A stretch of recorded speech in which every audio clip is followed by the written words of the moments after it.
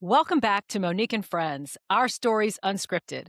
I'm your host, Monique Hayward, and today we're back for another special edition of Ask Monique Anything. I created these AMA episodes because I wanted a way to stay connected with you, even when guest schedules don't line up, and because the questions you send deserve more than just a quick soundbite.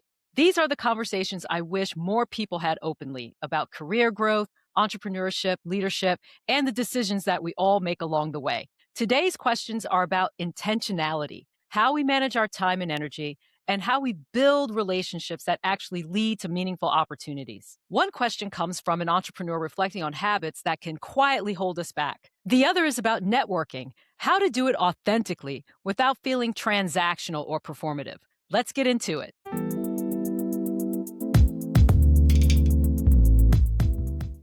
Our first question comes from Eli in Tempe, Arizona.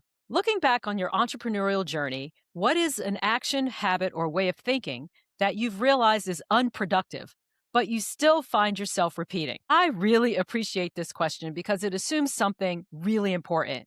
Growth isn't linear. For me, the habit that I still have to manage all the time is my tendency to overcommit. I am an idea generation machine. I love to imagine new programs, new initiatives, new marketing ideas.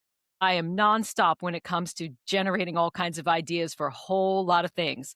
And that creativity has absolutely served me well, but everything that's possible isn't always necessary. My business partner, Brian Driscoll, is a great check on me. He lets me explore ideas, and then he helps me come back to the center, and then he asks what actually matters for us right now. One thing that's helped me is bundling my work instead of scattering it around. Driscoll Dry is our line of non-alcoholic, ready-to-drink cocktails that we're bringing to market later this year. And it's a really good example. It's not this random side project. It actually connects our hospitality philosophy to our culinary work with our storytelling and our brand. When the projects reinforce each other, they don't drain you. They actually compound your energy. What's interesting is that I don't really struggle with saying no to other people. I really struggle with saying no to myself. So now I ask myself a different question. What is the return on the energy? Not just the ROI, the energy. If something drains more than it fuels, then I have to let it go. And that's really hard. I have to really check myself before I wreck myself, so to speak. Sometimes growth isn't about adding more. It really is about choosing better. Thank you for the question, Eli.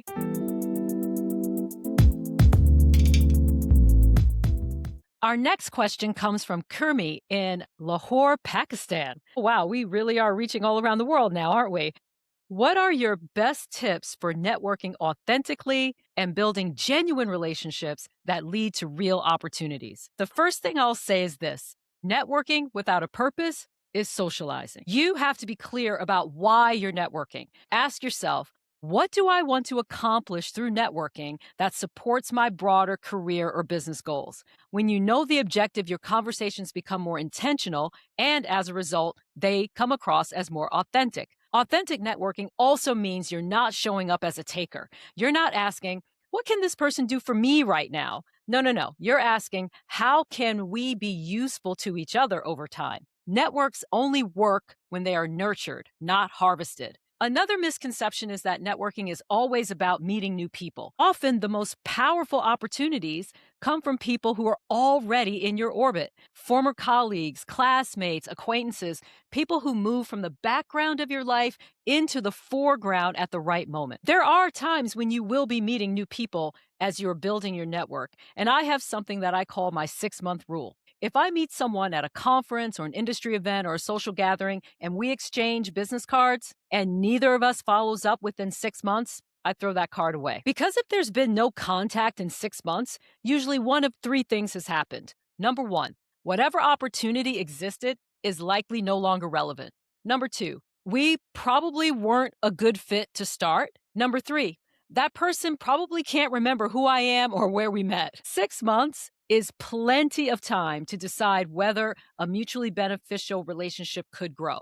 Otherwise, you're just collecting cards, and that's not building relationships. Of course, there are exceptions. If you reach out after a long gap, provide that person with some context. Remind them of how you met, where you met, and why you were connecting now. That respect really does go a long way. And if there's real alignment, keep the relationship in flight. Follow up, check in, share something relevant, make introductions on that person's behalf. A relationship only grows really through consistency, not urgency. Networking isn't about who you know, it's about who trusts you, remembers you, and wants to keep building with you. Thank you, Kirmi, for the question.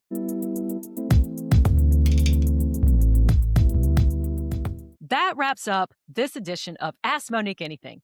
Thank you to Eli in Tempe and Kurmi in Lahore for such thoughtful questions. If there's one theme that ties this episode together, it's intention with your time, your energy, and your relationships. If you have a question you'd like for me to answer in a future AMA episode, reach out on social or through my website. I'd love to hear from you. And if you haven't already, make sure you are subscribed to Monique and Friends, Our Stories Unscripted on Apple, Spotify, or wherever you listen. Until next time, keep showing up, keep learning, and keep building your story unscripted.